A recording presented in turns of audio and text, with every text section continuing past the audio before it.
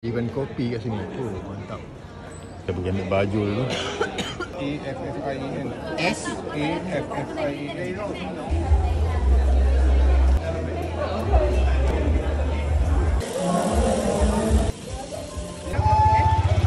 Bangku. Apa?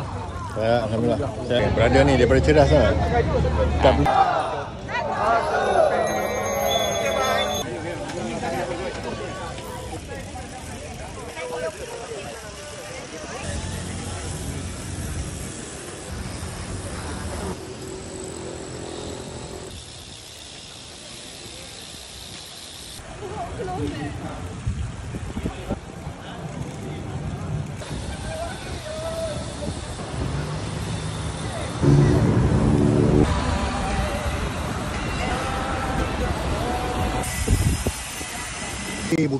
Bukit. Aku bawa 2 speed je lah.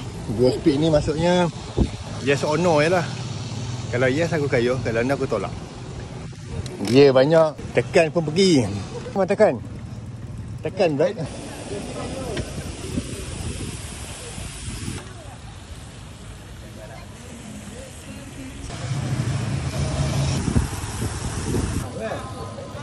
Awal-awal tu.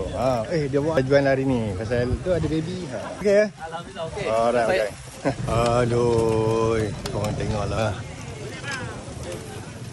Okey. Ni steady je kayu. Dia kali ni kamera.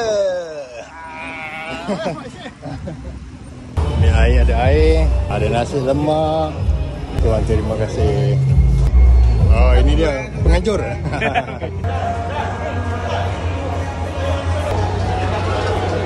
Terima kasih kepada Abang Ijam Madison sudi kaya bersama kita pagi ni Tourism Selangor, tepuk tangan untuk Tourism Selangor. Kita jaga diri masing-masing. Ya. Diorang adalah steady rezeki dia.